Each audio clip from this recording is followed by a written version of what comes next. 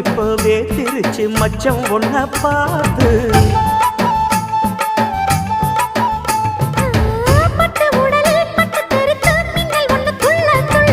வெக்கம் துடிக்க விளக்கணைக்க ஜன்னல் கண்ணை மூடிக்கொள்ள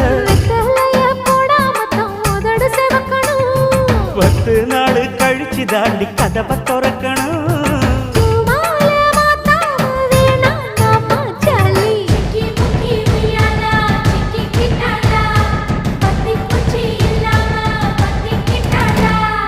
மச்சான் கிட்ட முந்தானைய தந்து வப்பாள